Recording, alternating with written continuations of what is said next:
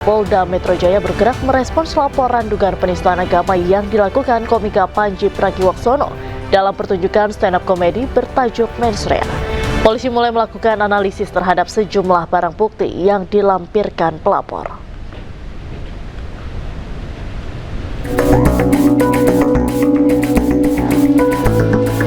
Polda Metro Jaya mulai menindaklanjuti laporan terhadap komika Panji Pragiwaksono terkait dugaan penghasutan di muka umum dan dugaan penistaan agama melalui acara stand-up komedi berjudul Mensrea. Kasubdit Penmas Bithumas Polda Metro Jaya, Kombes Pol Reonald Simanjuntak mengatakan, tim penyelidik akan menindaklanjuti pelaporan tersebut. Reonald juga meminta masyarakat memberi ruang kepada kepolisian untuk melakukan penyelidikan dan penyidikan atas laporan ini. Rangkaian penyelidikan akan dilakukan termasuk menganalisis barang bukti yang telah diberikan pelapor. Ya, tentang dugaan penghasutan di muka umum dan dugaan penistaan agama berkaitan dengan pernyataan dalam tanda kutip Mensrea. Ya. Jadi penyidik kedepannya akan melakukan klarifikasi baik pada saksi-saksi yang sudah diajukan oleh RARW, ya RARW, saudara RARW, ya. Kemudian nanti akan menganalisa dengan barang bukti yang diberikan kepada penyidik. Kami mohon kepada rekan-rekan media dan para seluruh masyarakat berikan waktu kepada rekan-rekan penyelidik untuk masalah proses penegakan hukumnya. Jadi kawan-kawan penyelidik pasti akan melakukan klarifikasi dan mengkombinkan nanti akan mengumpulkan alat bukti ya dari apa yang disampaikan oleh pelapor tentang terlapor untuk membuktikan apakah ada perbuatan pidana dari kegiatan yang bertajuk tanda kutip Mensrea tersebut. Sebelumnya, Angkatan Muda Nahdlatul Ulama dan Aliansi Pemuda Muhammadiyah resmi melaporkan Panji Pragiwaksono ke Polda Metro Jaya. Panji Pragiwaksono dituduh telah menimbulkan kegaduhan dan memecah belah bangsa. Materi stand-up komedi yang dibawakan Panji dalam acara Mensrea dinilai telah menimbulkan keresahan bagi anak muda dari kelompok Nahdliyin dan juga Muhammadiyah. Dari Jakarta, Amrina Rida, Andri Setiawan, Oki Mahendra, Anyus melaporkan. Ormas Islam Nahdlatul Ulama dan Muhammadiyah menegaskan pelapor Panji tidak terafiliasi dengan kedua ormas Islam tersebut. Laporan terhadap Panji Pragiwaksono dilakukan oleh pihak yang mencatut nama NU dan Muhammadiyah.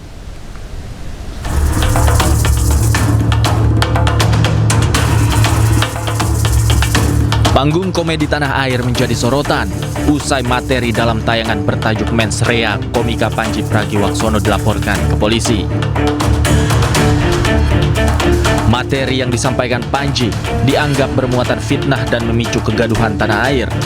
Akibatnya, kelompok yang mengatasnamakan sebagai Angkatan Muda Nahdlatul Ulama dan Aliansi Muda Muhammadiyah melaporkan Panji ke polisi. Kami melaporkan bahwa ada kasus, menurut kami beliau merendahkan, memfitnah, dan cenderung menimbulkan kegaduhan di ruang media dan memecah belah bangsa begitu, menimbulkan keresahan terhadap khususnya kami sebagai anak muda Nahdliyin pun juga teman saya sebagai Aliansi Muda Muhammadiyah begitu. Belakangan diketahui bahwa pelapor Panji tidak terafiliasi oleh organisasi Nahdlatul Ulama dan Muhammadiyah. Melalui unggahan di media sosial, Majelis Pembinaan Kader dan Sumber Daya Insani PP Muhammadiyah menyebut tindakan atas nama Aliansi Muda Muhammadiyah bukanlah sikap resmi PP Muhammadiyah. Bantahan juga disampaikan oleh Ketua PBNU Ulil Absar Abdallah melalui kanal resmi NU Online.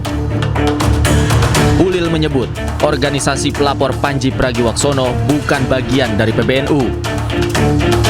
Ia menegaskan banyak kelompok yang mencatut nama PBNU untuk melakukan beragam aktivitas, termasuk aktivitas hukum. Ulil menyebut bahwa masyarakat butuh ruang humor dan menyayangkan jika komika dilaporkan akibat materi stand up-nya. Pertunjukan stand up komedi mensrea Panji Pragiwaksono viral di media sosial usai tayang di sebuah platform layanan streaming berbasis langganan. Sebelumnya, mensrea sudah lebih dulu hadir dalam tur 10 kota di Indonesia sepanjang tahun 2025. Tim Liputan iNews melaporkan. Unjuk rasa memprotes tayangan mensrea komika Panji Pragiwaksono yang digelar ratusan pemuda Nahdlatul Ulama dan Muhammadiyah di depan kantor Kemkomdiji Jakarta Pusat berujung ricuh. Massa mendesak Komdiji turun tangan terkait materi komika Panji yang dinilai tidak lagi mengedepankan komedi yang sehat dan edukatif. Kami betul-betul kecewa. Jangan bubar. Kedegangan terjadi saat unjuk rasa ratusan pemuda NU dan Muhammadiyah di depan gedung Kemkomdigi Gambir Jakarta Pusat memprotes materi komika Panji Pragiwaksono di acara mensrea yang ditayangkan Netflix. Kericuhan terjadi saat polisi memadamkan sejumlah atribut yang dibakar massa di depan pintu gerbang. Meski kericuhan bisa diredam, namun sejumlah pengunjuk rasa yang tak terima sempat terlibat ketegangan dengan petugas. Pengunjuk rasa menilai materi stand up Panji tidak lagi mengedepankan komedi yang sehat dan edukatif, di mana hal tersebut berpotensi bisa memecah belah bangsa. Selain mendesak Komdigi turun tangan terkait tayangan tersebut, massa juga mendesak Panji meminta maaf kepada NU dan Muhammadiyah karena kedua ormas tersebut jadi bahan candaan. Aliansi Muda NU dan Pemuda Muhammadiyah juga meminta pihak kepolisian segera melakukan pemanggilan kepada Panji mengingat adanya dugaan pelecehan dan penghinaan dalam tayangan tersebut. Dari Jakarta, Rani Sanjaya, iNews melaporkan. Komika Panji Pragiwaksono dilaporkan ke Polda Metro Jaya atas dugaan penistaan agama buntut materi stand-up komedi mensrea. Panji dilaporkan karena dianggap timbulkan kegaduhan.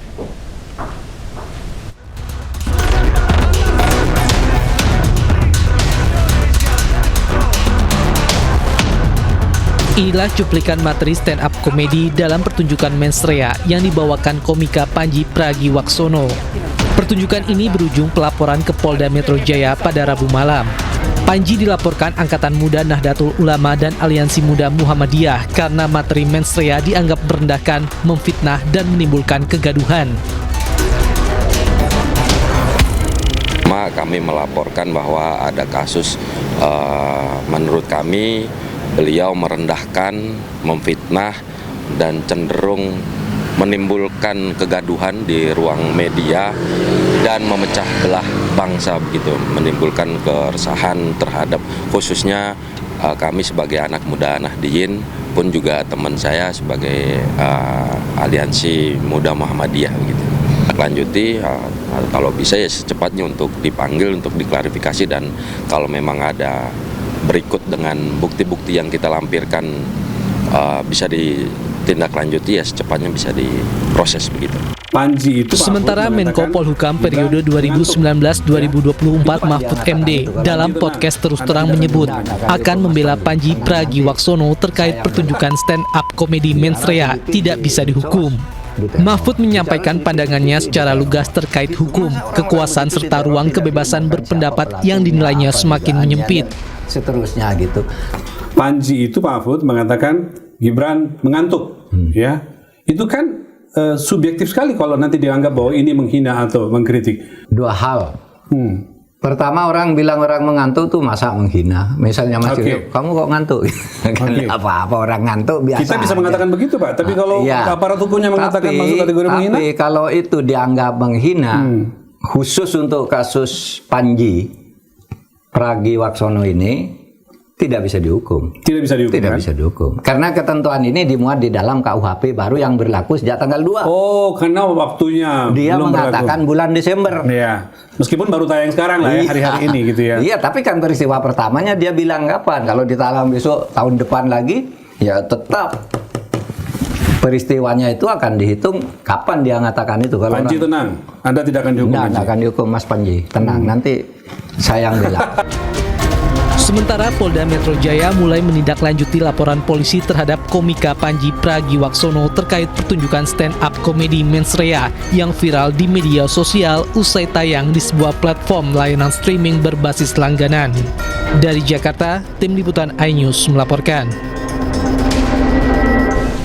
Dianggap menimbulkan kegaduhan, komika Panji Pragiwaksono dilaporkan ke polisi. Terkait hal tersebut, Wapres Gibran tegaskan materi yang disampaikan Panji dalam tayangan bertajuk Mensrea adalah kritik dan evaluasi biasa terhadap pemerintah sehingga tidak perlu sampai dilaporkan.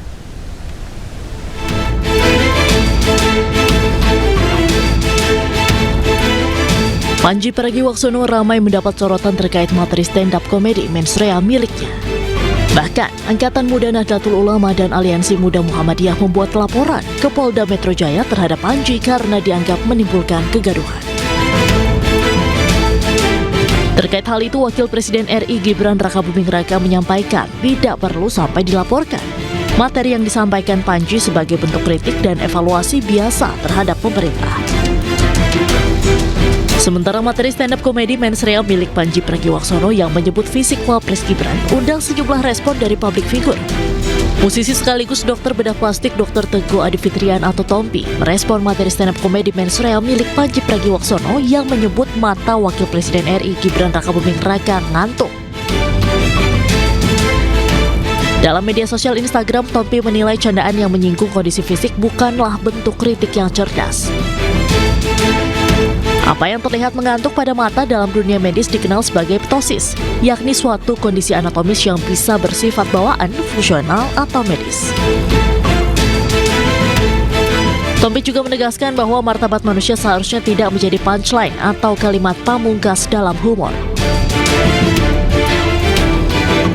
Meski demikian, Tompi tetap mengapresiasi materi stand-up komedi Mensrea milik Panji yang dinilainya keren.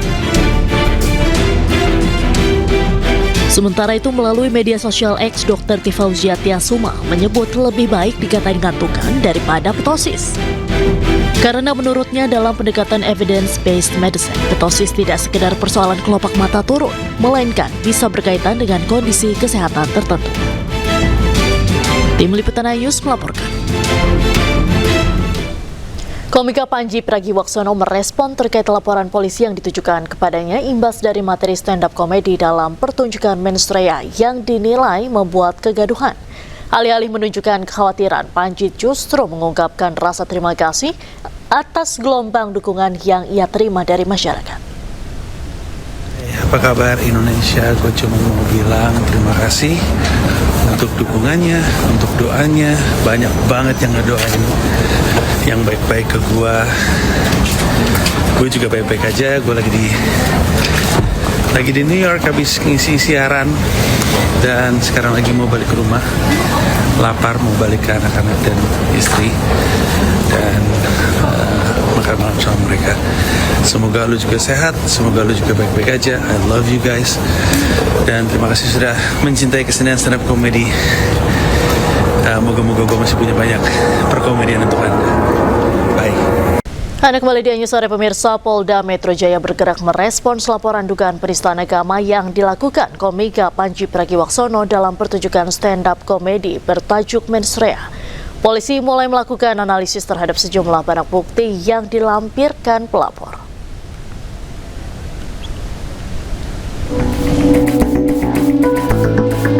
Polda Metro Jaya mulai menindaklanjuti laporan terhadap komika Panji Pragiwaksono terkait dugaan penghasutan di muka umum dan dugaan penistaan agama melalui acara stand-up komedi berjudul Mensrea. Kasubdit Penmas Bithumas Polda Metro Jaya, Kombes Pol Ronald Simanjuntak mengatakan, tim penyelidik akan menindaklanjuti pelaporan tersebut. Ronald juga meminta masyarakat memberi ruang kepada kepolisian untuk melakukan penyelidikan dan penyidikan atas laporan ini. Rangkaian penyelidikan akan dilakukan termasuk menganalisis barang bukti yang telah diberikan pelapor. Ya, tentang dugaan penghasutan di muka umum dan dugaan penistaan agama berkaitan dengan pernyataan dalam tanda kutip Mensrea. Ya. Jadi penyidik kedepannya akan melakukan klarifikasi baik kepada saksi-saksi yang sudah diajukan oleh RARW, ya, RARW, saudara RARW, ya.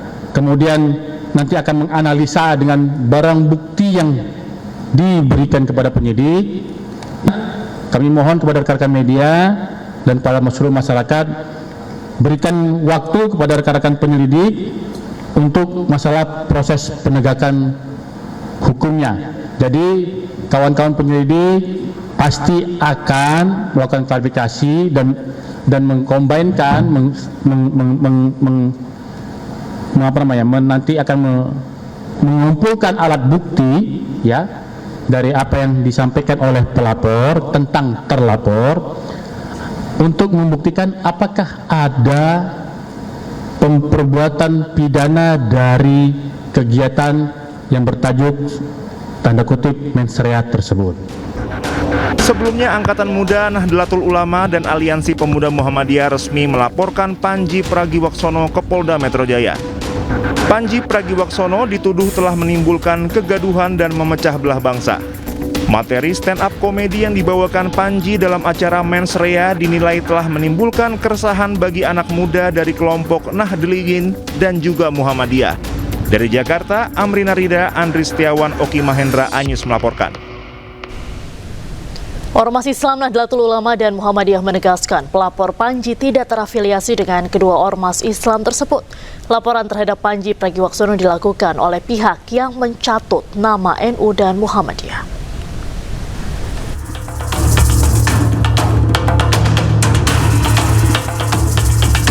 Panggung komedi tanah air menjadi sorotan usai materi dalam tayangan bertajuk Mens Rea komika Panji Pragiwaksono dilaporkan ke polisi. Materi yang disampaikan Panji dianggap bermuatan fitnah dan memicu kegaduhan tanah air. Akibatnya, kelompok yang mengatasnamakan sebagai Angkatan Muda Nahdlatul Ulama dan Aliansi Muda Muhammadiyah melaporkan Panji ke polisi. Kami melaporkan bahwa ada kasus, menurut kami beliau merendahkan, memfitnah, dan cenderung menimbulkan kegaduhan di ruang media dan memecah belah bangsa, begitu, menimbulkan keresahan terhadap khususnya kami sebagai anak muda Nahdliyin pun juga teman saya sebagai Aliansi Muda Muhammadiyah, begitu. Belakangan diketahui bahwa pelapor Panji tidak terafiliasi oleh organisasi Nahdlatul Ulama dan Muhammadiyah. Melalui unggahan di media sosial, Majelis Pembinaan Kader dan Sumber Daya Insani PP Muhammadiyah menyebut tindakan atas nama Aliansi Muda Muhammadiyah bukanlah sikap resmi PP Muhammadiyah. Bantahan juga disampaikan oleh Ketua PBNU Ulil Absar Abdallah melalui kanal resmi NU Online. Ulil menyebut organisasi pelapor Panji Pragiwaksono bukan bagian dari PBNU. Ia menegaskan banyak kelompok yang mencatut nama PBNU untuk melakukan beragam aktivitas, termasuk aktivitas hukum. Ulil menyebut bahwa masyarakat butuh ruang humor dan menyayangkan jika komika dilaporkan akibat materi stand-up-nya. Pertunjukan stand-up komedi Mens Rea Panji Pragiwaksono viral di media sosial usai tayang di sebuah platform layanan streaming berbasis langganan.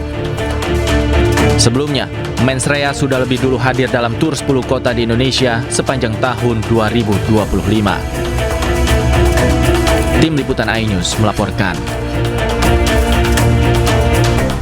Komika Panji Pragiwaksono merespon terkait laporan polisi yang ditujukan kepadanya imbas dari materi stand-up komedi dalam pertunjukan Mens Rea yang dinilai membuat kegaduhan.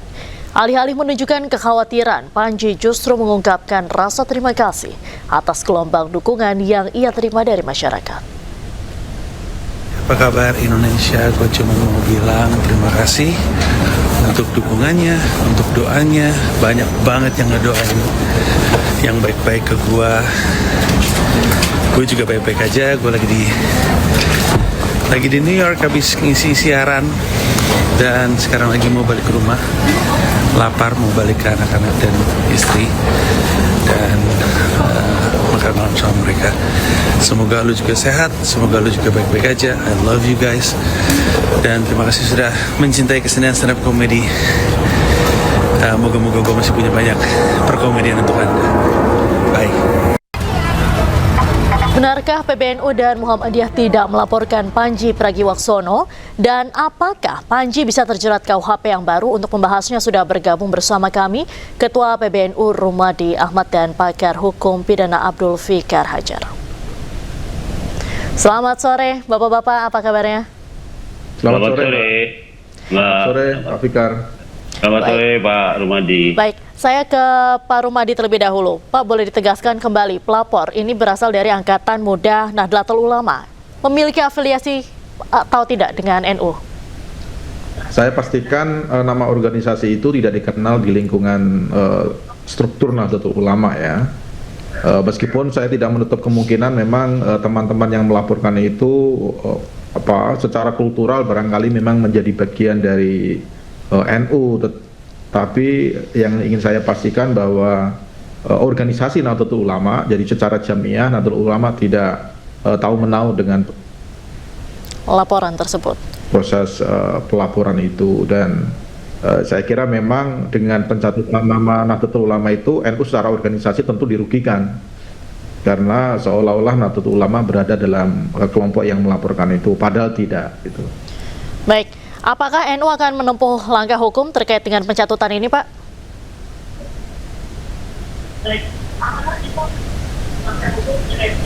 Pak Rumadi? Tidak, kami tidak sampai menempuh langkah hukum, tapi ya kami tidak sampai memikirkan soal langkah hukum, tetapi kami ingin memastikan dan memberikan tahu kepada publik bahwa organisasi Nahdlatul Ulama dalam berbagai macam tingkatan, baik PBNU, PWNU, sampai ke PCNU, sampai ke ranting dan sebagainya, dan juga banom-banom yang ada di lingkungan NU, lembaga-lembaga yang ada di lingkungan NU sama sekali tidak tahu-menau dan tidak terlibat dengan kelompok yang melaporkan ini. Jadi tentu kami menyesalkan ya penyebutan nama NU di dalam pelaporan ini karena jelas ini merugikan organisasi Nahdlatul Ulama. Gitu. Baik, pandangan NU sendiri seperti apa, Pak? Sebetulnya ini kan dilaporkan soal penistaan agama. Dari NU bagaimana?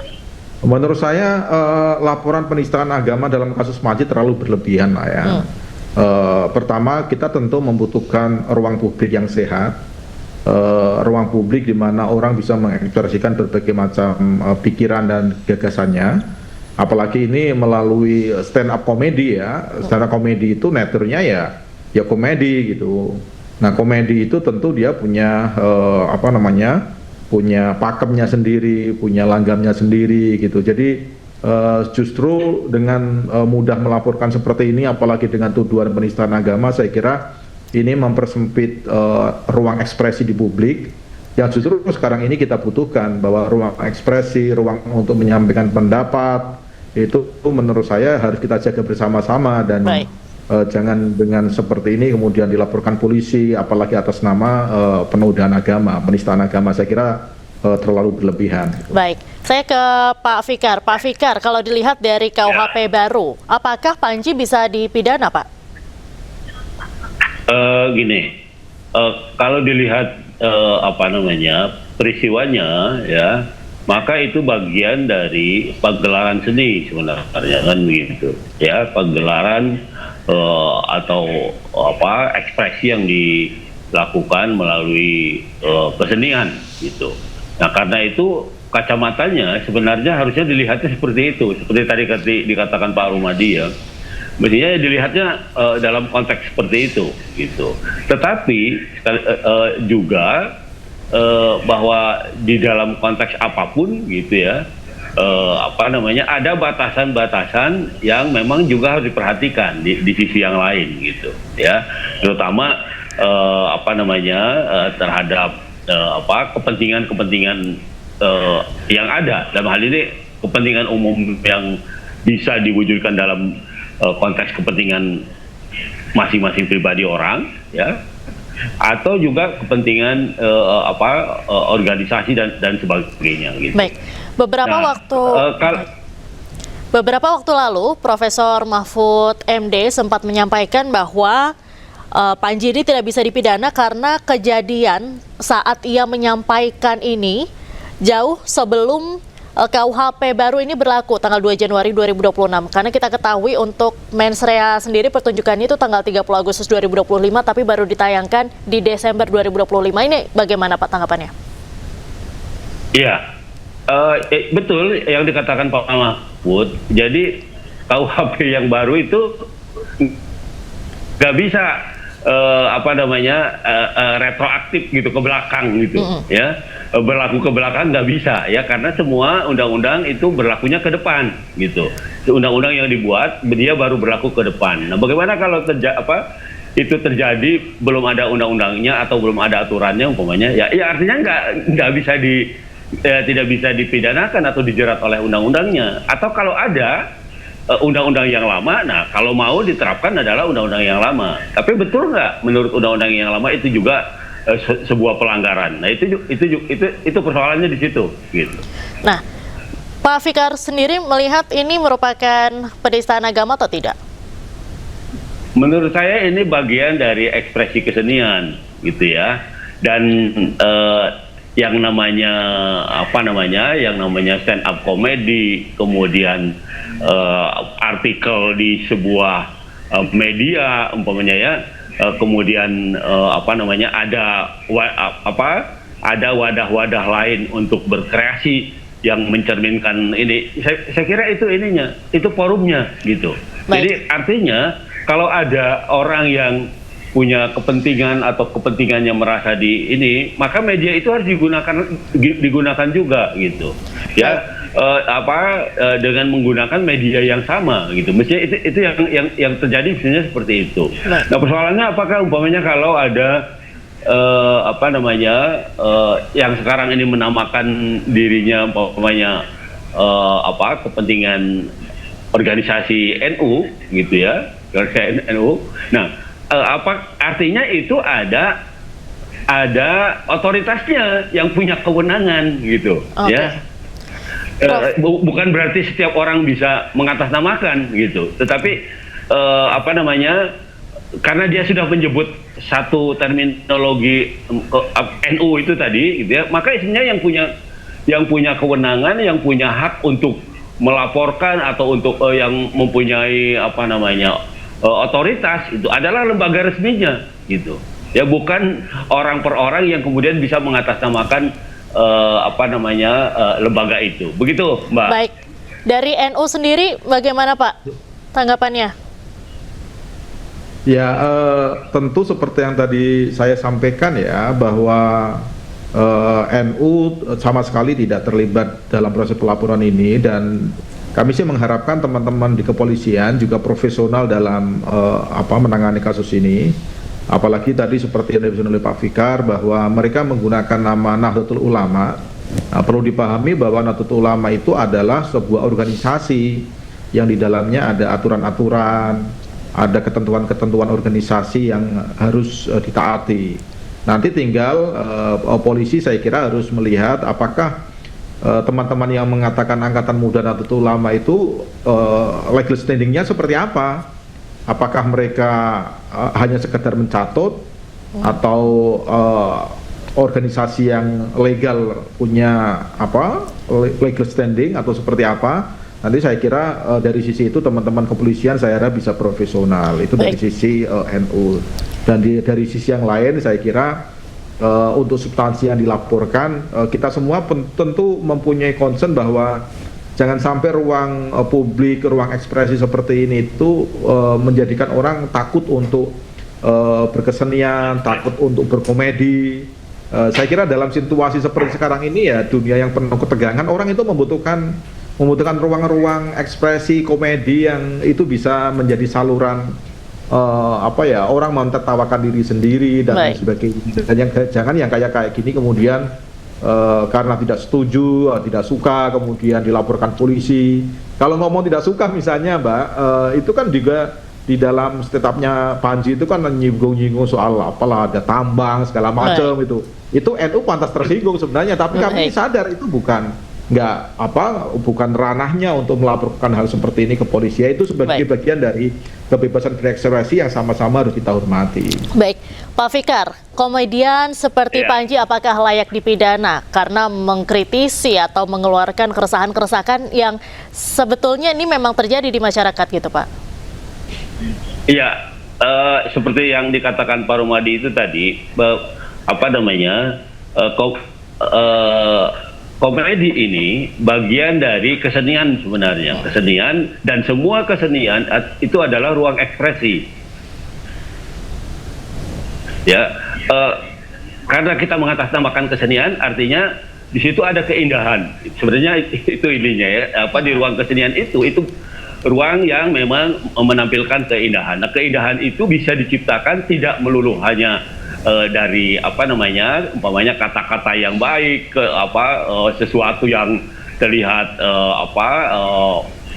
mengagumkan dan sebagainya, tetapi juga berkesenian itu, kritik juga bagian dari isi berkesenian itu gitu, atau kesenian itu juga bisa menjadi sarana untuk melakukan kritik umpamanya seperti itu, dan itu sah-sah saja gitu kalau menurut saya. Nah, apalagi ruangnya adalah ruang kesenian. Nah, maka kalaupun umpamanya ada orang yang marah, maka perlawanan yang pas adalah melalui kesenian juga. Itu bukan kemudian melaporkan dan sebagainya gitu. Ya bikin aja kesenian baru yang kemudian menandingi apa yang dikemukakan oleh Panji umpamanya, seperti itu. Begitu, Mbak. Baik, terima kasih Pak Fikar dan Pak Rumadi sudah bergabung dengan Ayu sore hari ini. Salam sehat selalu Bapak-Bapak. Sama-sama, terima kasih. Pemirsa, dianggap menimbulkan kegaduhan, komika Panji Pragiwaksono dilaporkan ke polisi. Terkait hal tersebut, Wapres Gibran tegaskan materi yang disampaikan Panji dalam tayangan bertajuk Mensrea adalah kritik dan evaluasi biasa terhadap pemerintah sehingga tidak perlu sampai dilaporkan.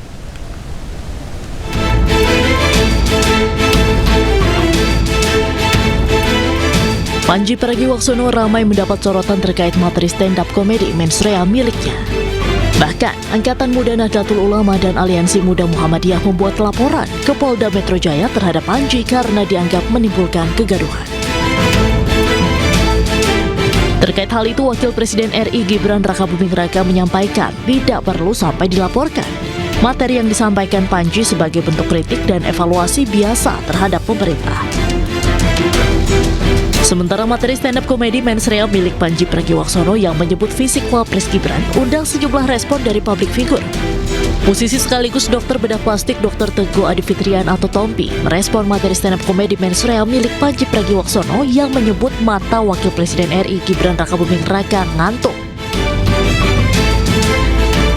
Dalam media sosial Instagram, Tompi menilai candaan yang menyinggung kondisi fisik bukanlah bentuk kritik yang cerdas.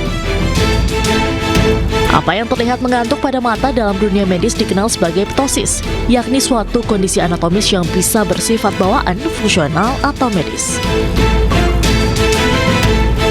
Tompi juga menegaskan bahwa martabat manusia seharusnya tidak menjadi punchline atau kalimat pamungkas dalam humor.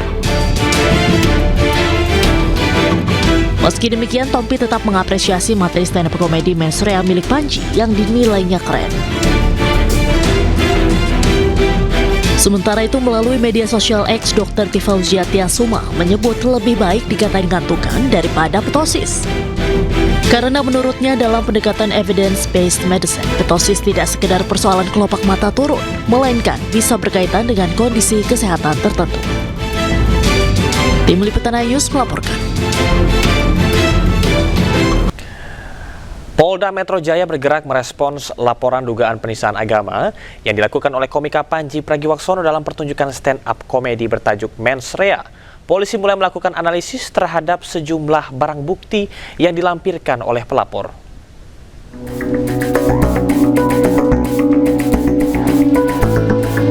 Polda Metro Jaya mulai menindaklanjuti laporan terhadap komika Panji Pragiwaksono terkait dugaan penghasutan di muka umum dan dugaan penistaan agama melalui acara stand-up komedi berjudul Mensrea.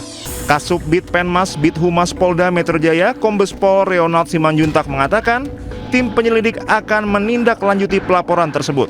Ronald juga meminta masyarakat memberi ruang kepada kepolisian untuk melakukan penyelidikan dan penyidikan atas laporan ini.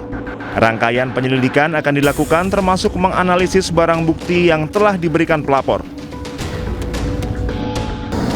Ya, tentang dugaan penghasutan di muka umum dan dugaan penistaan agama berkaitan dengan pernyataan dalam tanda kutip mens rea. Ya.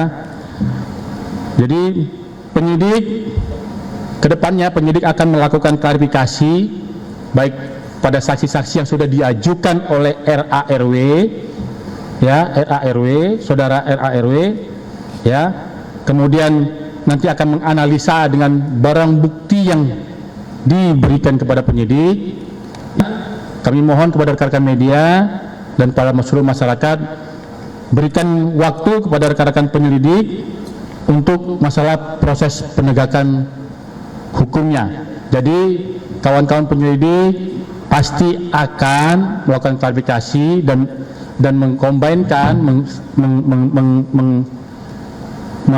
nanti akan mengumpulkan alat bukti, ya, dari apa yang disampaikan oleh pelapor tentang terlapor untuk membuktikan apakah ada perbuatan pidana dari kegiatan yang bertajuk tanda kutip mens rea tersebut.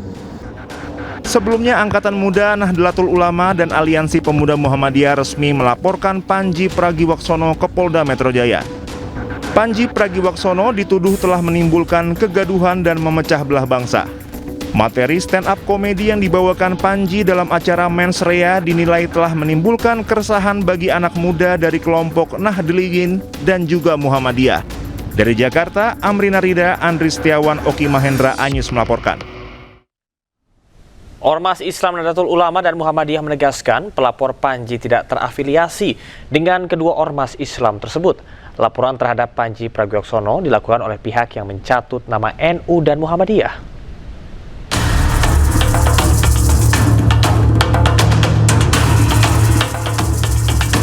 Panggung komedi tanah air menjadi sorotan usai materi dalam tayangan bertajuk Mens Rea, komika Panji Pragiwaksono dilaporkan ke polisi.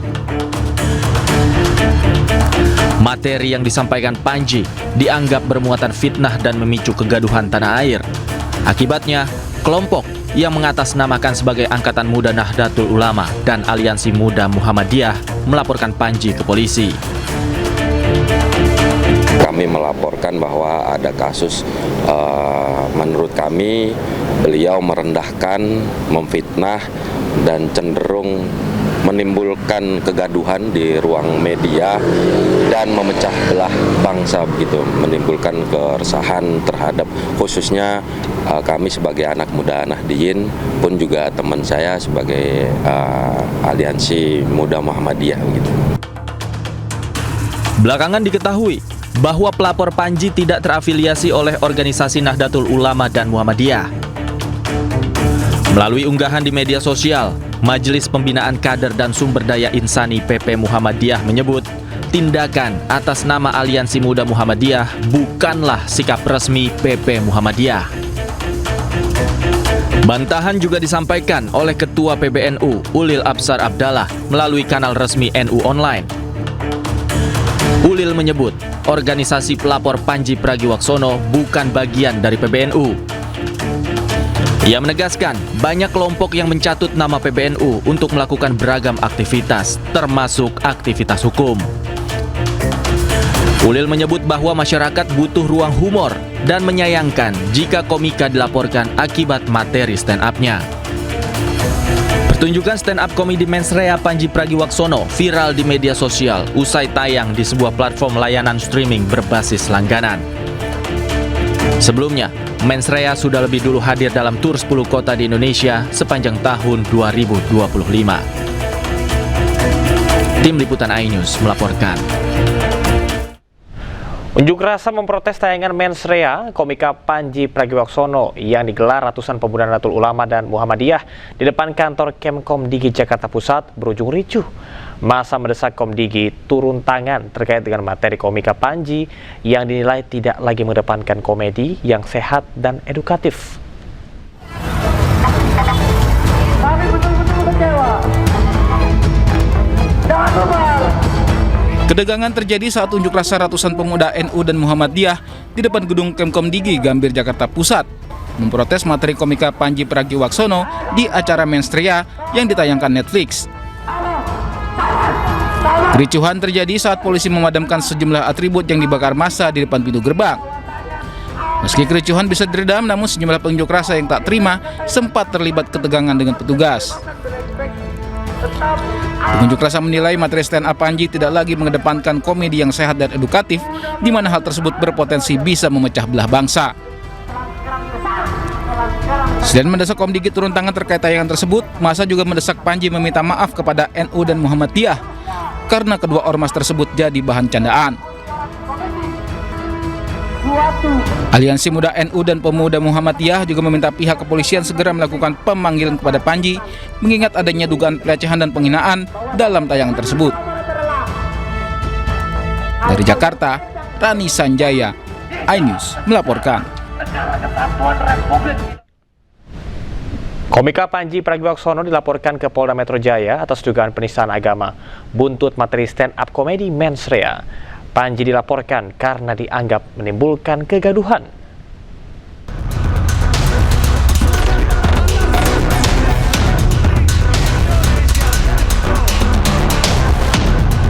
Inilah cuplikan materi stand up komedi dalam pertunjukan Mensrea yang dibawakan komika Panji Pragiwaksono. Pertunjukan ini berujung pelaporan ke Polda Metro Jaya pada Rabu malam. Panji dilaporkan Angkatan Muda Nahdlatul Ulama dan Aliansi Muda Muhammadiyah karena materi Mensrea dianggap merendahkan, memfitnah, dan menimbulkan kegaduhan. Panji itu. Sementara Menko Polhukam periode 2019-2024 Mahfud MD dalam podcast Terus Terang menyebut akan membela Panji Pragiwaksono terkait pertunjukan stand up komedi Mensrea tidak bisa dihukum. Mahfud menyampaikan pandangannya secara lugas terkait hukum, kekuasaan serta ruang kebebasan berpendapat yang dinilainya semakin menyempit. Seterusnya gitu. Panji itu Pak Mahfud mengatakan Gibran mengantuk, ya. Itu kan subjektif sekali kalau nanti dianggap bahwa ini menghina atau mengkritik. Dua hal. Pertama, orang bilang orang mengantuk tuh masa menghina. Misalnya Mas Yusuf, kamu kok ngantuk? Kan apa-apa orang ngantuk biasa. Kita bisa mengatakan begitu Pak, tapi kalau aparat hukumnya mengatakan masuk kategori menghina. Tapi kalau itu dianggap menghina, khusus untuk kasus Panji Pragiwaksono ini, tidak bisa dihukum. Tidak bisa dihukum. Tidak bisa dihukum. Karena ketentuan ini dimuat di dalam KUHP baru yang berlaku sejak tanggal 2. Oh, karena waktunya dia belum mengatakan berlaku. Bulan Desember. Iya. Meskipun baru tayang sekarang lah ya, hari-hari ini gitu ya. Iya, tapi kan peristiwa pertamanya dia bilang kapan? Kalau ditalang besok tahun depan lagi, ya tetap peristiwanya itu akan dihitung kapan dia mengatakan itu. Kalau Panji tenang, Anda tidak akan dihukum. Tidak akan dihukum Mas Panji, tenang. Nanti saya yang bela. Sementara Polda Metro Jaya mulai menindaklanjuti laporan polisi terhadap komika Panji Pragiwaksono terkait pertunjukan stand up komedi Mensrea yang viral di media sosial usai tayang di sebuah platform layanan streaming berbasis langganan. Dari Jakarta, Tim Liputan iNews melaporkan. Dianggap menimbulkan kegaduhan, komika Panji Pragiwaksono dilaporkan ke polisi terkait hal tersebut. Wapres Gibran menegaskan materi yang disampaikan Panji dalam tayangan bertajuk Mensrea adalah kritik dan evaluasi biasa terhadap pemerintah sehingga tidak perlu sampai dilaporkan.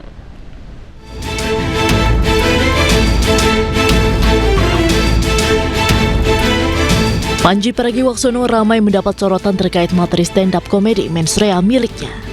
Bahkan, Angkatan Muda Nahdlatul Ulama dan Aliansi Muda Muhammadiyah membuat laporan ke Polda Metro Jaya terhadap Panji karena dianggap menimbulkan kegaduhan. Terkait hal itu, Wakil Presiden RI Gibran Rakabuming Raka menyampaikan tidak perlu sampai dilaporkan. Materi yang disampaikan Panji sebagai bentuk kritik dan evaluasi biasa terhadap pemerintah.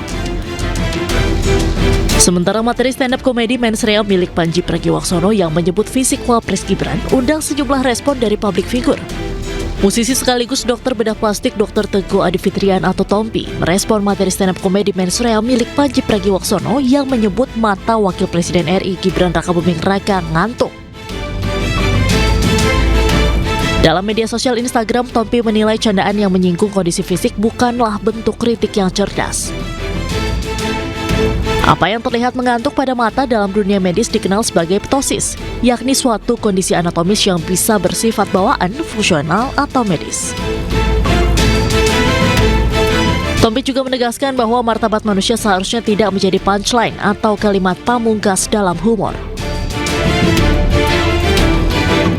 Meski demikian, Tompi tetap mengapresiasi materi stand-up komedi Mensrea milik Panji yang dinilainya keren. Sementara itu, melalui media sosial X, Dr. Tifauzia Tiasuma menyebut lebih baik dikatain ngantukan daripada ptosis. Karena menurutnya dalam pendekatan evidence-based medicine, ptosis tidak sekedar persoalan kelopak mata turun, melainkan bisa berkaitan dengan kondisi kesehatan tertentu. Tim Liputan iNews melaporkan. Komika Panji Pragiwaksono merespon terkait dengan laporan polisi yang ditujukan kepadanya imbas dari materi stand-up komedi dalam pertunjukan Mensrea yang dinilai membuat kegaduhan. Alih-alih menunjukkan kekhawatiran, Panji justru mengungkapkan rasa terima kasih atas gelombang dukungan yang ia terima dari masyarakat. Hai, apa kabar Indonesia? Gue cuma mau bilang terima kasih untuk dukungannya, untuk doanya. Banyak banget yang ngedoain yang baik-baik ke gue. Gue juga baik-baik aja. Gue lagi di New York habis ngisi siaran dan sekarang lagi mau balik ke rumah. Lapar, mau balik ke anak-anak dan istri dan makan malam sama mereka. Semoga lu juga sehat, semoga lu juga baik-baik aja. I love you guys dan terima kasih sudah mencintai kesenian stand up comedy. Moga-moga gue masih punya banyak perkomedian untuk Anda. Bye. Beralih ke informasi lain, pemirsa, Babinsa Desa Karangjadi Koramil 40304 Ogan Mering Ulu berhasil evakuasi warga yang terjebak di dalam mobil akibat terseret arus banjir di Kecamatan Belitang 3, Kabupaten Oku Timur. Mobil di dalamnya masih ada orang-orang. Cuma mau evakuasinya kalau nggak ada tabang, takut korbannya malah. Dengan sigap, Sertu Iwan Gunarto berusaha evakuasi masyarakat yang terjebak di dalam mobil yang terseret arus banjir di Desa Karangjadi. Sertu Iwan Gunarto tidak sendiri dalam proses evakuasi yang penuh kewaspadaan mengingat derasnya arus banjir. Ia dibantu Babin Kamtipnas Desa Karangjadi Aibda Dwi Kurniawan dari Polsek Belitang 3 Polres Oku Timur serta masyarakat sekitar. Berkat kerjasama yang solid, seluruh warga berhasil dievakuasi dengan selamat. Bencana ini disebabkan intensitas hujan yang tinggi sehingga mengakibatkan meluapnya air di sejumlah kawasan permukiman dan jalur transportasi warga. Selain upaya evakuasi, Kodim 0403 Oku juga melaksanakan kegiatan kemanusiaan berupa pembagian sembako kepada masyarakat terdampak banjir di beberapa wilayah titik wilayah Kabupaten Oku Timur sebagai bentuk kepedulian dan dukungan kepada warga. Tim Liputan iNews melaporkan.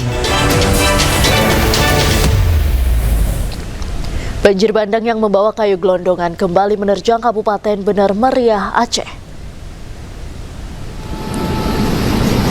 Banjir bandang yang membawa kayu gelondongan terjadi di kawasan aliran Sungai Wih Gile, Kampung Fajar Harapan, Kecamatan Timang Gajah.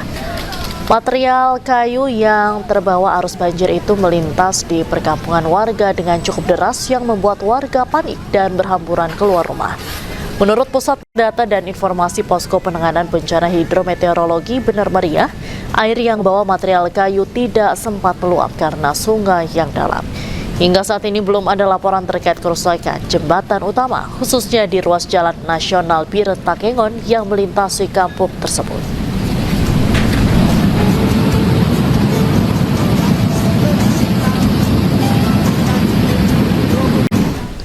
Untuk mengetahui informasi selengkapnya terkait banjir kayu gelondongan di Bener Meriah Aceh, sudah ada jurnalis iNews Yusradi. Selamat sore Yusradi, apakah sudah ada informasi terkait dampak dari banjir bandang kayu gelondongan ini?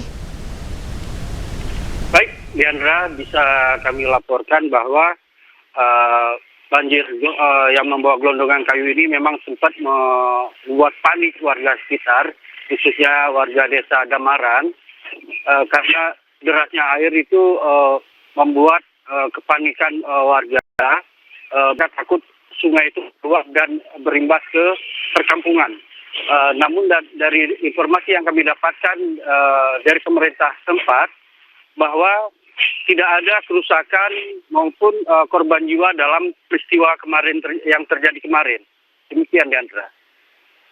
Tidak ada rumah yang terdampak maupun juga warga di sana?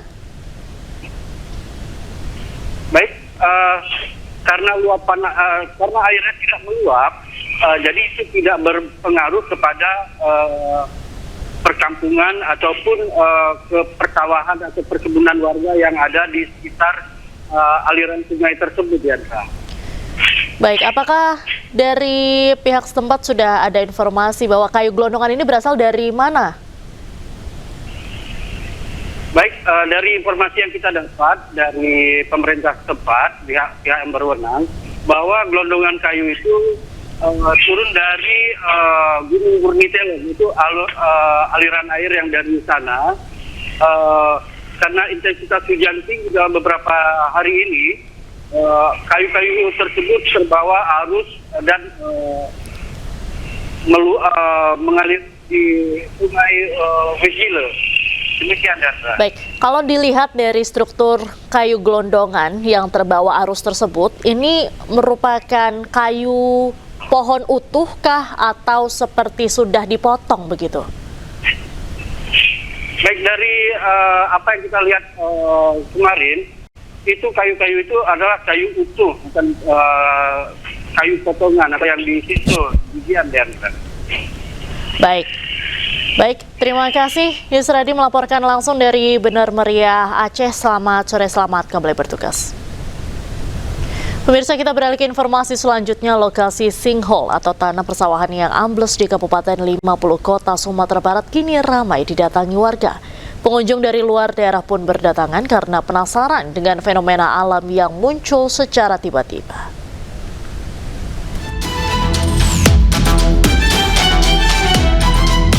Sejak viral di media sosial, sinkhole atau lubang besar yang muncul di area persawahan Jorong Tepi kini menjadi objek wisata dadakan. Setiap hari, puluhan hingga ratusan warga datang untuk melihat langsung fenomena tersebut. Tidak hanya mengabadikan momen, sebagian warga juga terlihat mengambil air yang keluar dari dalam sinkhole. Warga percaya air tersebut dapat memberikan manfaat kesehatan, namun hingga saat ini klaim tersebut belum dapat dibuktikan secara medis ataupun ilmiah.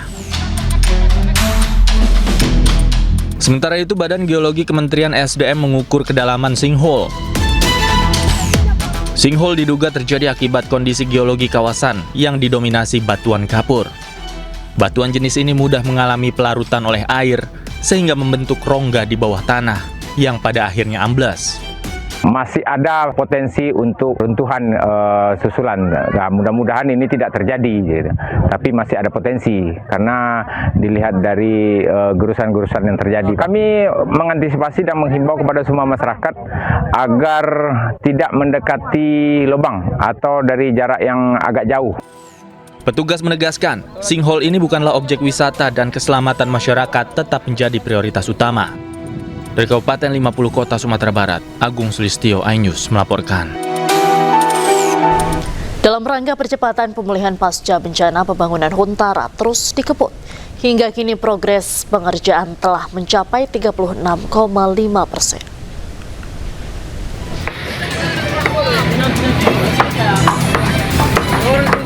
Pembangunan Huntara atau hunian sementara bagi masyarakat terdampak banjir bandang di Kabupaten Agam, Sumatera Barat terus dikebut dengan target penyelesaian 4 minggu. Di atas lahan seluas 85 kali 64 meter akan didirikan 24 barak dengan total 117 unit hunian yang nantinya akan dihuni oleh 117 kepala keluarga. Harapannya, masyarakat terdampak banjir bandang dapat segera menempati hunian sementara yang layak, aman, dan manusiawi. Tim Liputan iNews melaporkan.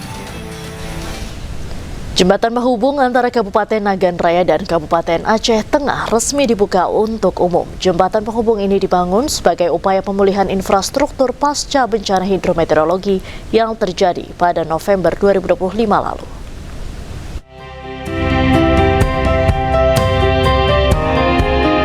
Jembatan penghubung antara Kabupaten Nagan Raya dan Kabupaten Aceh Tengah resmi dibuka untuk umum Rabu 7 Januari 2026.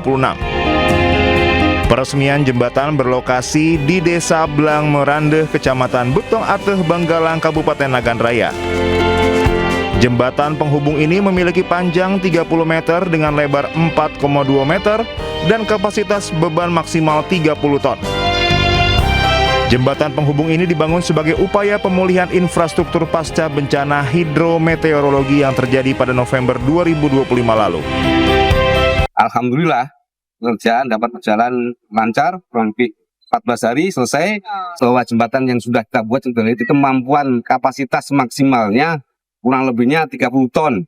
Sehingga masyarakat yang melintas, untuk harapan kami, untuk penggunaan muatan juga sewajarnya, kan itu. Dan ini bisa dilalui oleh roda 2 supaya bisa masyarakat sudah bisa menggunakan jembatan ini, dan tolong juga seperti disampaikan oleh Pak Danrem tadi, dijaga bersama-sama jembatan ini. Kemudian ada satu PR lagi kita di Nagan Raya, saya sudah sampaikan kepada Pak Danrem, itu di Kecamatan Darul Makmur masih ada satu jembatan lagi yang putus. Jadi juga mohon bantuan semua pihak, kelompok perintah atasan, semoga penanganan ini bisa secepatnya Pak Danrem. Sebelumnya jembatan ini rusak diterjang banjir bandang dan mengganggu mobilitas serta perekonomian masyarakat. Pembangunan jembatan penghubung ini telah mengembalikan konektivitas antara Kabupaten Nagan Raya dan Kabupaten Aceh Tengah. Masyarakat diimbau agar menggunakan jembatan sesuai kapasitas yang telah ditentukan serta bersama-sama menjaga dan merawat jembatan demi keselamatan dan kelangsungan fungsi jangka panjang. Dari Kabupaten Nagan Raya Aceh, Afsah Anyus melaporkan.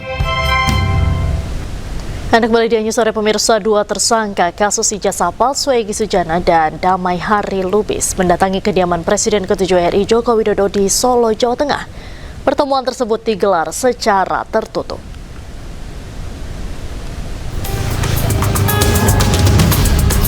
Dua tersangka kasus tudingan ijazah palsu Presiden ke-7 Joko Widodo, Egy Sujana dan Damai Hari Lubis, mengunjungi rumah Jokowi di Jalan Kutai Utara 1, Sumber, Banjarsari, Solo. Kediaman Presiden ke-7 Joko Widodo mendadak sepi dari warga yang biasanya ramai berfoto bersama. Awak media yang biasa meliput pun tak diperkenankan masuk ke area kediaman Jokowi dan hanya diperkenankan memantau dari jalan raya. Kepastian kabar kedatangan 2 tersangka ke kediaman Jokowi dibenarkan Ajudan Jokowi Kompol Syarif Muhammad Fitriansyah. Ia membenarkan Egy Sujana dan Damai Lubis mendatangi kediaman Jokowi didampingi kuasa hukum Eli Daneti. Meski demikian, Syarif enggan berkomentar terkait pertemuan antara 2 tersangka tersebut bersama Jokowi. Menurutnya pertemuan dilakukan secara tertutup.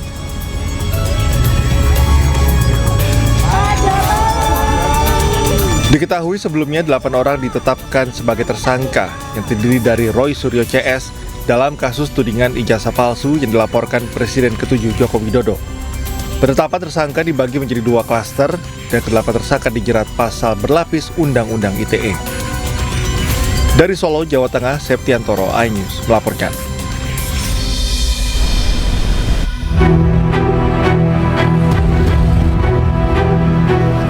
Nama Egy Sujana dan Damai Hari Lubis kembali menjadi sorotan.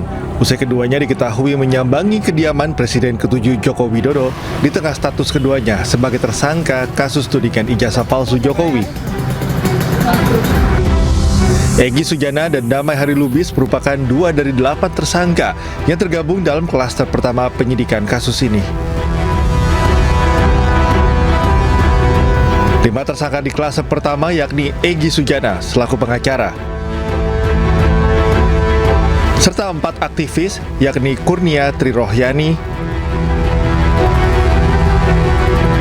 Damai Hari Lubis, Rustam Effendi, dan Muhammad Rizal Fadilah.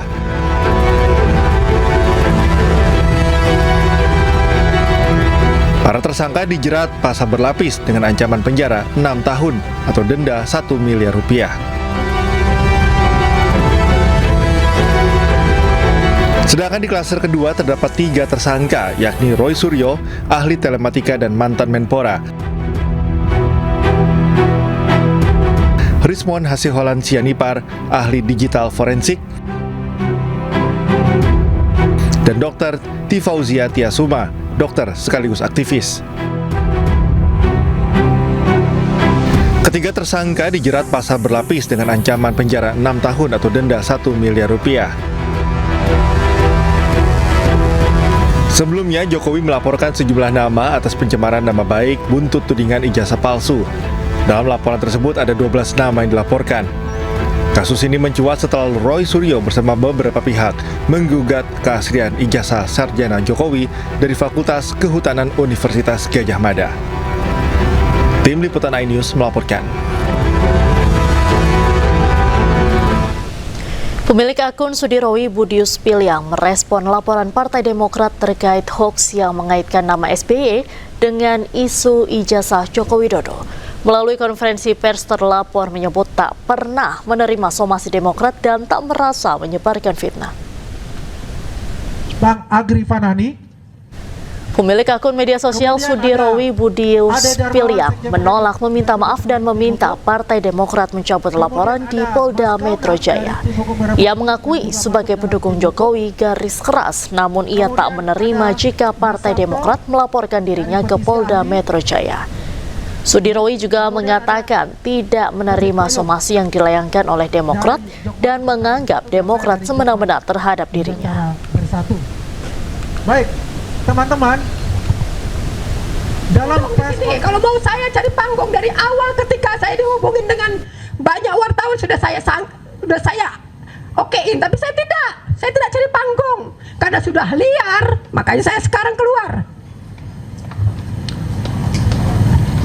Jangan sementang besar menginjak-injak rakyat, sikit-sikit somasi kok sikit-sikit. Itu yang nyebut nama jelas itu kenapa nggak disomasi? Hah? Kenapa nggak disomasi? Saya ibu rumah tangga yang disomasi. Partai Demokrat laporkan sejumlah akun media sosial ke Polda Metro Jaya. Keempat media sosial itu diduga unggah kabar bohong tentang Susilo Bambang Yudhoyono yang terlibat dalam isu ijazah palsu Joko Widodo.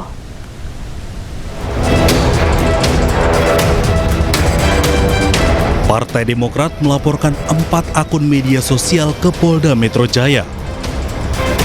Laporan tersebut terkait tudingan terhadap Presiden ke-6 RI Susilo Bambang Yudhoyono terlibat dalam isu ijazah palsu Presiden ke-7 RI Joko Widodo.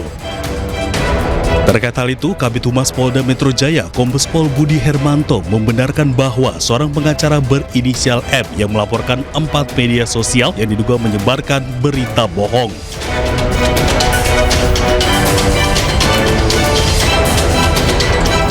Sementara itu, ada laporan dibuat 5 Januari 2026 sekitar pukul 23.16 waktu Indonesia Barat, kini tengah ditangani Direktorat Reserse Cyber Polda Metro Jaya. Dari Tim Liputan iNews melaporkan. Roy Suryo melaporkan 7 orang yang disebutnya sebagai pendukung Jokowi ke Polda Metro Jaya. Mereka dilaporkan karena diduga memfitnah Roy Suryo soal ijazah palsu dan korupsi proyek Hambalang.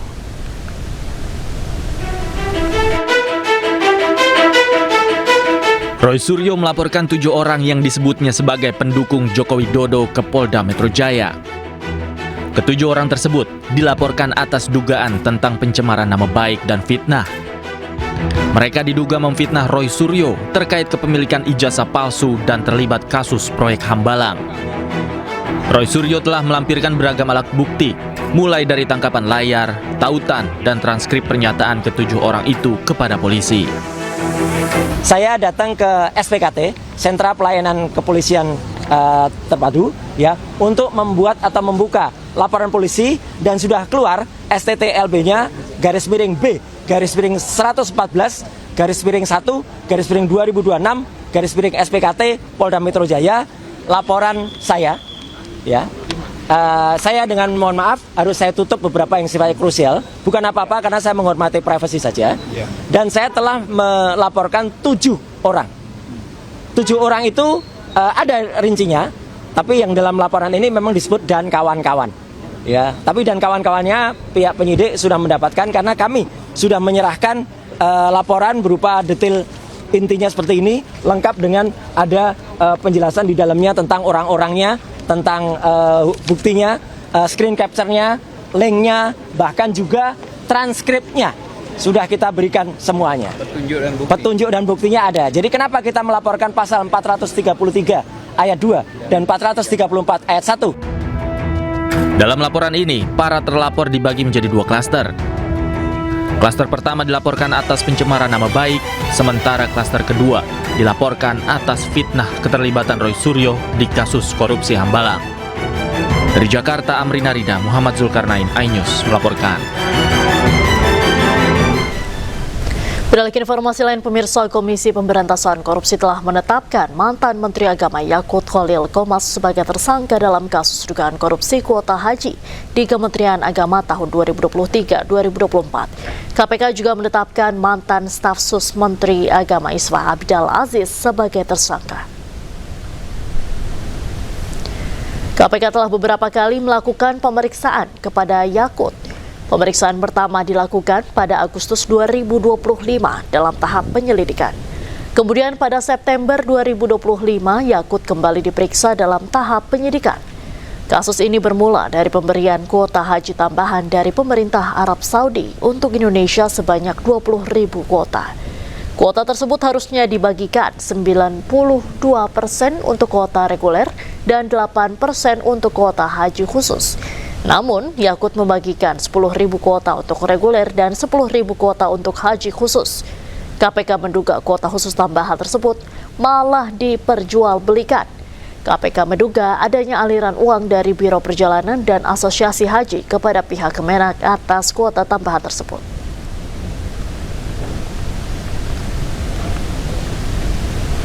KPK menetapkan 2 tersangka dalam kasus dugaan korupsi kuota haji di Kementerian Agama tahun 2023-2024. Mereka adalah mantan Menteri Agama Yakut Khalil Qomas dan mantan staf sus Menteri Agama era Yakut, Isfa Abdal Aziz.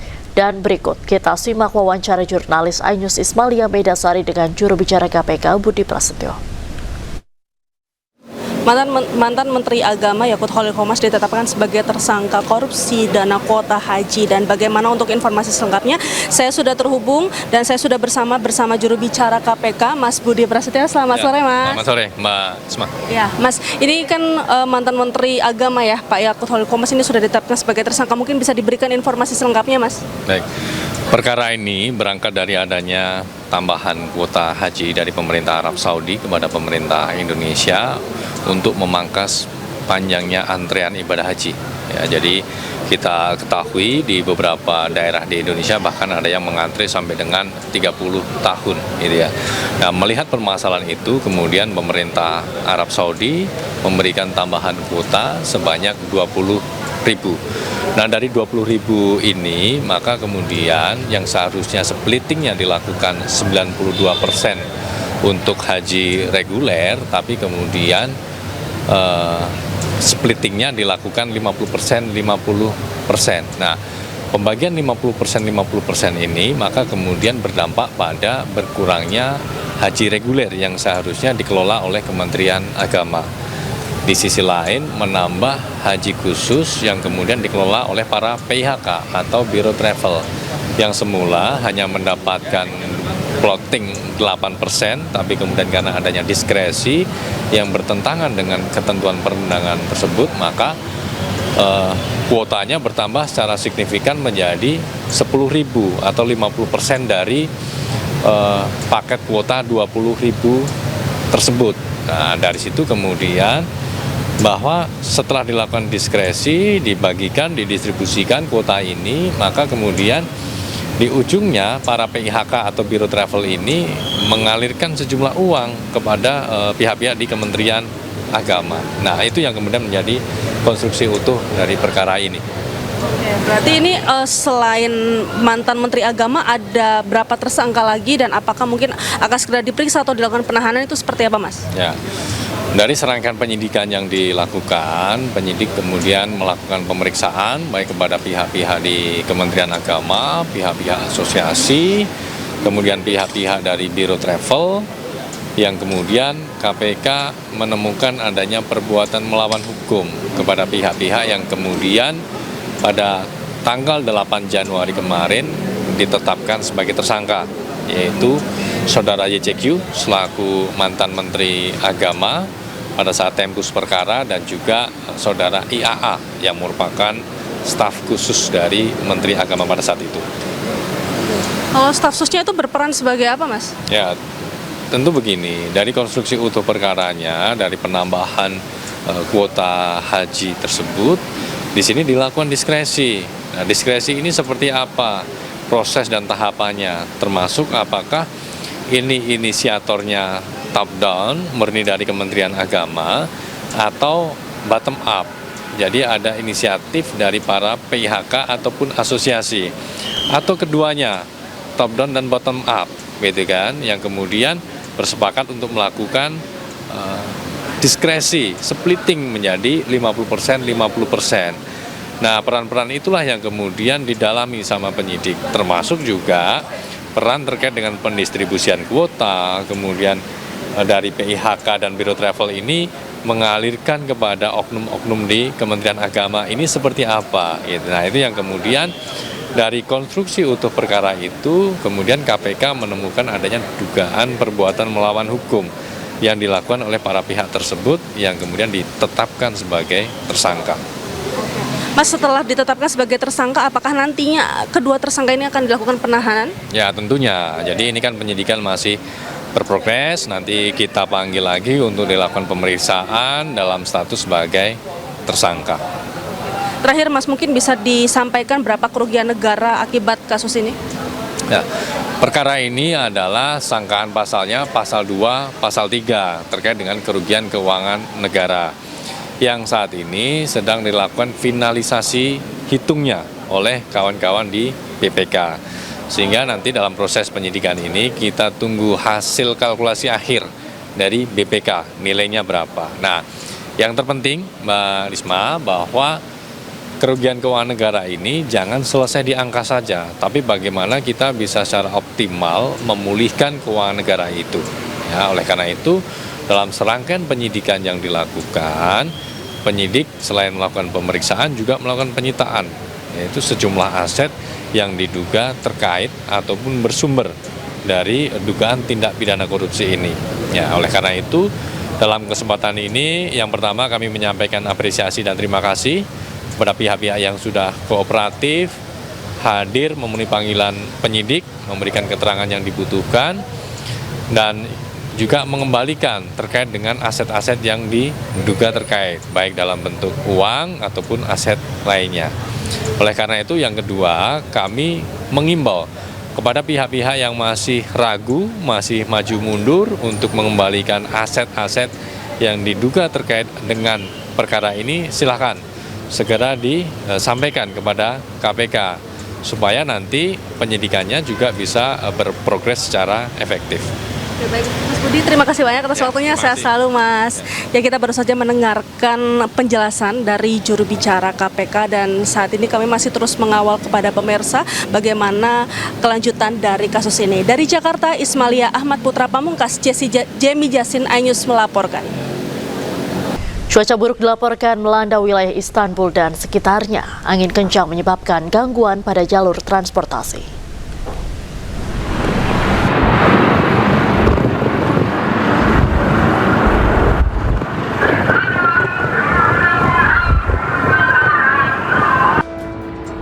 Cuaca buruk dilaporkan melanda Istanbul dan beberapa wilayah lainnya di Turki. Fenomena angin lodos yang bertiup kencang memicu badai dahsyat dan menyebabkan gangguan pada jalur transportasi udara maupun laut. Sebuah pesawat yang sedang dalam fase final approach untuk mendarat di Bandara Internasional Sabiha Gökçen terpaksa melakukan prosedur pembatalan pendaratan. Kencangnya hembusan angin dinilai terlalu berisiko bagi keselamatan penerbangan, sehingga pilot memutuskan untuk kembali naik dan berputar demi menunggu celah cuaca yang lebih aman. Sementara itu di kawasan Tuzla, terjangan angin kencang menciptakan gelombang tinggi yang mengguncang deretan perahu di sepanjang pesisir. Kondisi ini memaksa para pemilik kapal untuk memperketat pengamanan guna menghindari kerusakan akibat benturan hebat yang dipicu oleh badai. Tak hanya itu, angin kencang juga mengakibatkan sebuah truk yang sedang melintas di jalan tol terbalik. Insiden itu terjadi di Provinsi Kocaeli, Turki dan mengganggu sejumlah pengendara lainnya. Bentrokan pecah di Minneapolis, Amerika Serikat saat ratusan demonstran berhadapan dengan agen imigrasi dan bea cukai atau ICE, Kamis waktu setempat. Aksi ini dipicu penembakan fatal terhadap seorang wanita yang diduga dilakukan petugas imigrasi dan bea cukai Amerika Serikat.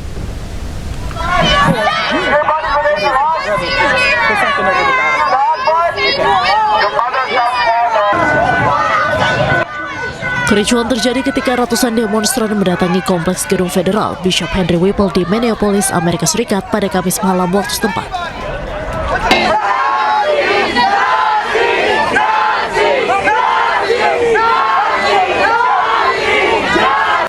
Kerumunan massa berkumpul melayangkan protes dengan teriakan slogan menentang imigrasi dan bea cukai ICE Amerika Serikat. Para petugas kepolisian dan ICE pun nampak berjaga di sekitar lokasi untuk mengamankan aksi.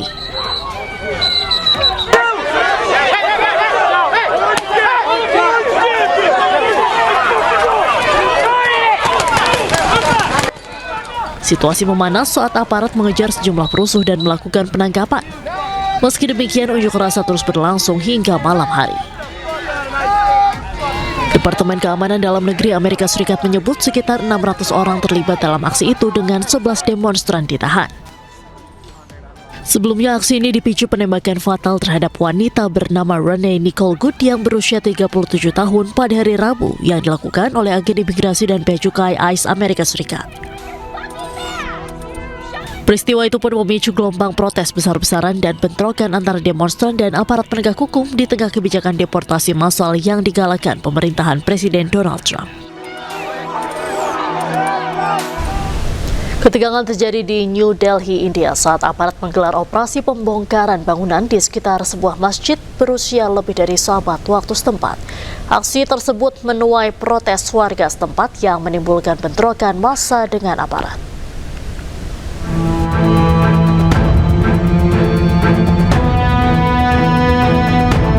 Unjuk rasa atas pembongkaran bangunan di sekitar Masjid Faiz-e-Elahi, kawasan Turkman Gate Ramlila Maidan yang dikenal sebagai permukiman muslim padat dan bersejarah di jantung ibu kota India berakhir ricuh.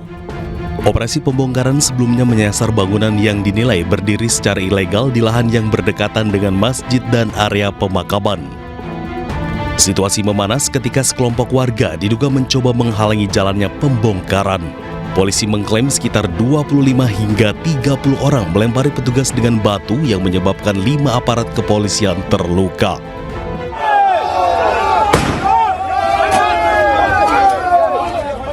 Untuk mengendalikan keadaan, polisi melepaskan gas air mata. Sedikitnya 5 orang dilaporkan ditahan, sementara beberapa lainnya masih menjalani pemeriksaan.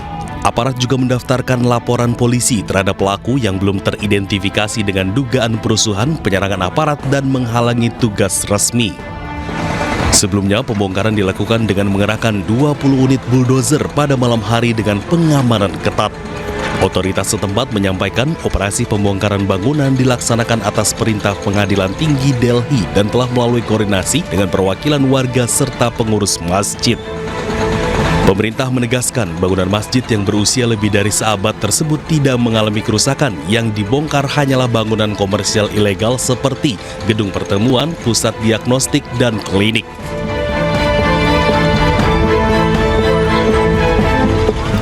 Rusia mengklaim pasukannya telah menguasai wilayah permukiman Podoli di Ukraina. Para tentara Rusia ini mengibarkan benderanya usai melakukan serangan.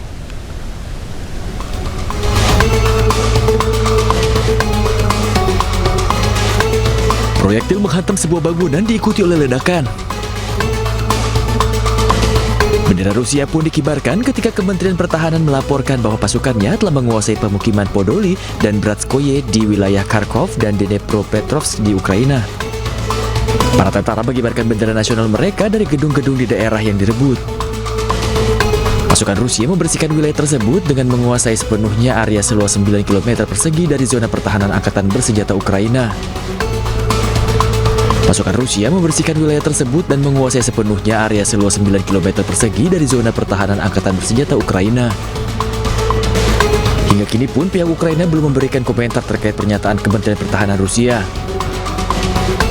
Meski demikian, sejak serangannya dilancarkan pada Februari 2022 lalu, Kiev menilai tindakan Rusia sebagai invasi. Tentara Israel kembali melanggar gencatan senjata. 2 orang tewas dan sejumlah lainnya terluka dalam serangan udara ke permukiman warga di kawasan Al-Tufah, kota Gaza.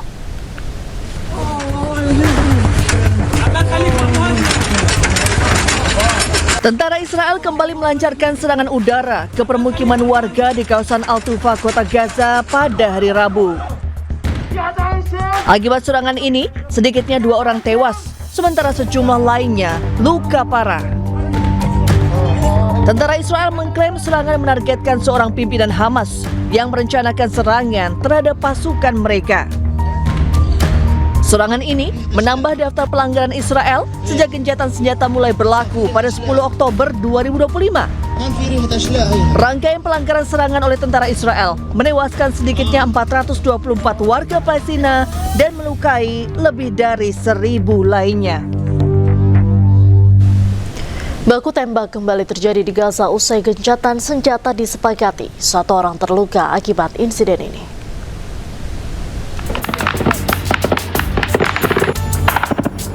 Baku tembak hebat meletus di lingkungan Zaitun, Gaza pada hari Kamis waktu setempat.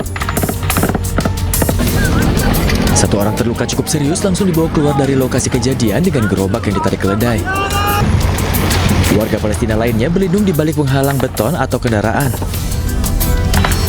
Sebagian wilayah Zaitun di Gaza terletak di bagian garis kuning di daerah yang dikuasai Israel, tempat pasukan IDF mundur berdasarkan kesepakatan gencatan senjata. Militer Israel belum memberikan komentar terkait laporan tersebut. Total 424 warga Palestina telah tewas dan sekitar 1.200 lainnya terluka sejak perjanjian gencatan senjata mulai berlaku pada Oktober 2025 lalu.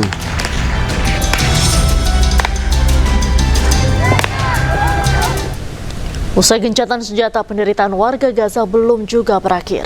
Mereka harus hidup dengan krisis sanitasi akibat pembangunan yang terhambat.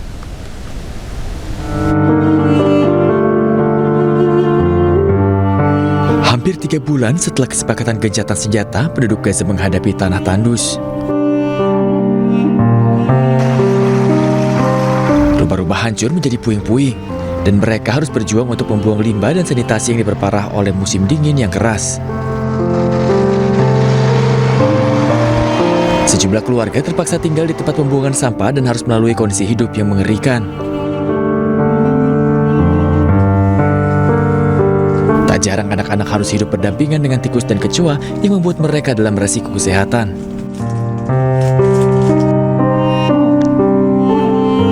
Dengan tempat tinggal seadanya, mereka juga harus bertahan hidup dengan air sampah dan air hujan yang bercampur.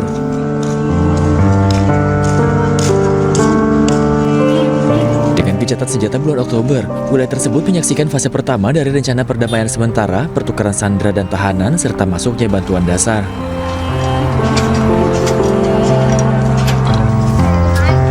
Namun fase kedua yang mencakup pembangunan kembali masih terhenti dalam ketidakpastian politik.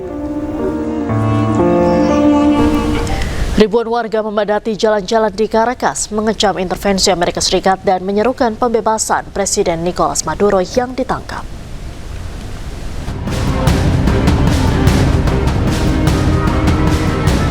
Ribuan perempuan turun ke jalan di Caracas, melakukan aksi unjuk rasa memberikan dukungan kepada pemerintah nasional dan menyerukan pembebasan Presiden Nicolas Maduro dan istrinya yang ditangkap pemerintah Amerika Serikat.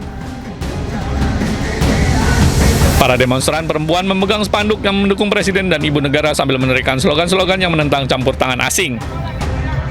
Estamos todas las mujeres pidiendo la liberación tanto de Cilia Flores como de Nicolás Maduro, que son nuestro presidente y nuestra primera dama, nuestra primera combatiente, nuestra líder total como femenina, es nuestra guía desde el momento en que liberó a Chávez en el 94. Desde entonces la acompañamos a Maduro y sabemos que ellos van a volver pronto. Maduro dan Flores dipindahkan ke Amerika Serikat dan ditahan di pusat penahanan metropolitan di New York. Operasi tersebut menuai kecaman internasional yang luas, termasuk dari beberapa negara Amerika Latin, serta dari anggota BRICS. Perayaan kemenangan timnas Aljazair di Piala Afrika berujung kerusuhan di Paris, Prancis. Bentrokan pecah saat puluhan polisi membubarkan pendukung Aljazair dengan tembakan gas air mata.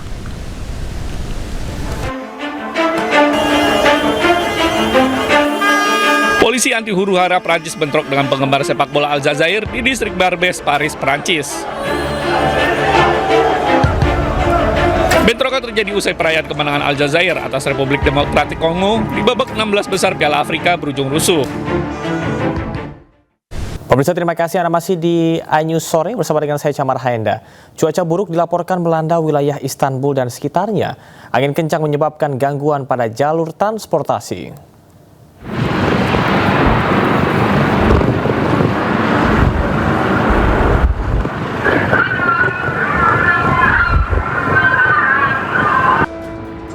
Cuaca buruk dilaporkan melanda Istanbul dan beberapa wilayah lainnya di Turki. Fenomena angin lodos yang bertiup kencang memicu badai dahsyat dan menyebabkan gangguan pada jalur transportasi udara maupun laut. Sebuah pesawat yang sedang dalam fase final approach untuk mendarat di Bandara Internasional Sabiha Gökçen terpaksa melakukan prosedur pembatalan pendaratan. Kencangnya hembusan angin dinilai terlalu berisiko bagi keselamatan penerbangan, sehingga pilot memutuskan untuk kembali naik dan berputar demi menunggu celah cuaca yang lebih aman. Sementara itu di kawasan Tuzla, terjangan angin kencang menciptakan gelombang tinggi yang mengguncang deretan perahu di sepanjang pesisir. Kondisi ini memaksa para pemilik kapal untuk memperketat pengamanan guna menghindari kerusakan akibat benturan hebat yang dipicu oleh badai. Tak hanya itu, angin kencang juga mengakibatkan sebuah truk yang sedang melintas di jalan tol terbalik. Insiden itu terjadi di Provinsi Kocaeli, Turki, dan mengganggu sejumlah pengendara lainnya. Bentrokan pecah di Minneapolis, Amerika Serikat saat ratusan demonstran berhadapan dengan agen imigrasi dan bea cukai atau ICE, Kamis waktu setempat. Aksi ini dipicu penembakan fatal terhadap seorang wanita yang diduga dilakukan petugas imigrasi dan bea cukai Amerika Serikat.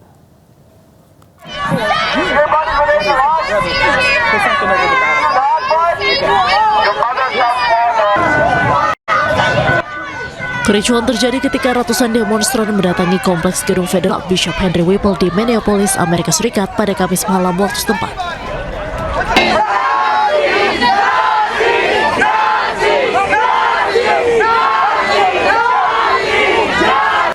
Kerumunan massa berkumpul melayangkan protes dengan teriakan slogan menentang imigrasi dan bea cukai ICE Amerika Serikat. Para petugas kepolisian dan ICE pun nampak berjaga di sekitar lokasi untuk mengamankan aksi.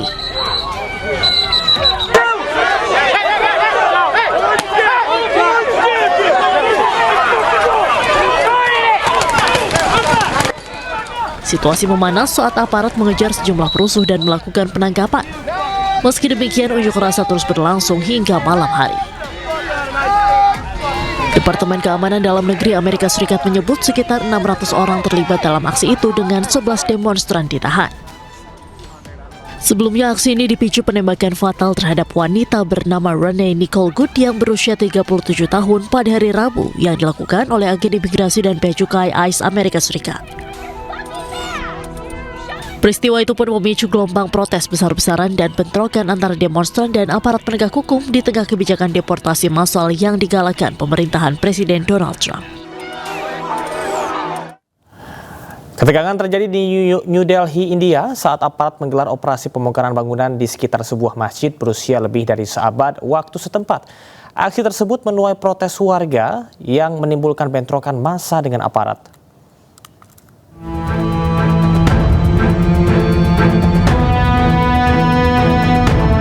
Unjuk rasa atas pembongkaran bangunan di sekitar Masjid Faiz-e-Elahi, kawasan Turkman Gate Ramlila Maidan yang dikenal sebagai permukiman muslim padat dan bersejarah di jantung ibu kota India berakhir ricuh. Operasi pembongkaran sebelumnya menyasar bangunan yang dinilai berdiri secara ilegal di lahan yang berdekatan dengan masjid dan area pemakaman. Situasi memanas ketika sekelompok warga diduga mencoba menghalangi jalannya pembongkaran. Polisi mengklaim sekitar 25 hingga 30 orang melempari petugas dengan batu yang menyebabkan 5 aparat kepolisian terluka.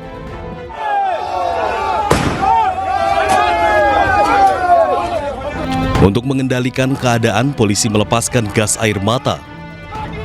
Sedikitnya 5 orang dilaporkan ditahan, sementara beberapa lainnya masih menjalani pemeriksaan. Aparat juga mendaftarkan laporan polisi terhadap pelaku yang belum teridentifikasi dengan dugaan perusuhan, penyerangan aparat, dan menghalangi tugas resmi. Sebelumnya, pembongkaran dilakukan dengan mengerahkan 20 unit bulldozer pada malam hari dengan pengamanan ketat. Otoritas setempat menyampaikan operasi pembongkaran bangunan dilaksanakan atas perintah Pengadilan Tinggi Delhi dan telah melalui koordinasi dengan perwakilan warga serta pengurus masjid. Pemerintah menegaskan bangunan masjid yang berusia lebih dari seabad tersebut tidak mengalami kerusakan. Yang dibongkar hanyalah bangunan komersial ilegal seperti gedung pertemuan, pusat diagnostik, dan klinik.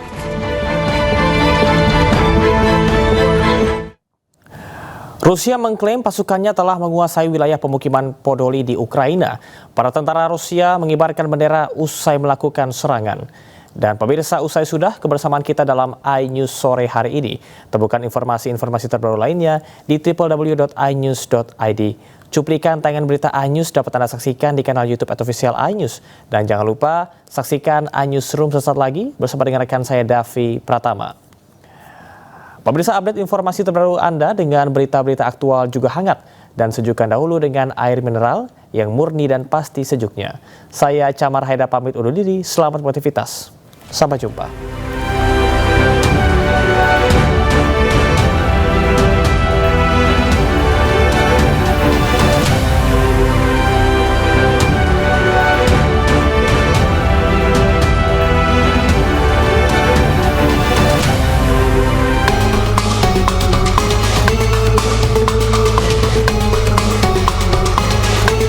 Proyektil menghantam sebuah bangunan diikuti oleh ledakan. Bendera Rusia pun dikibarkan ketika Kementerian Pertahanan melaporkan bahwa pasukannya telah menguasai pemukiman Podoli dan Bratskoye di wilayah Kharkov dan Dnepropetrovsk di Ukraina. Para tentara mengibarkan bendera nasional mereka dari gedung-gedung di daerah yang direbut. Pasukan Rusia membersihkan wilayah tersebut dengan menguasai sepenuhnya area seluas 9 km persegi dari zona pertahanan Angkatan Bersenjata Ukraina. Pasukan Rusia membersihkan wilayah tersebut dan menguasai sepenuhnya area seluas 9 km persegi dari zona pertahanan Angkatan Bersenjata Ukraina. Hingga kini pun pihak Ukraina belum memberikan komentar terkait pernyataan Kementerian Pertahanan Rusia. Meski demikian, sejak serangannya dilancarkan pada Februari 2022 lalu, Kiev menilai tindakan Rusia sebagai invasi.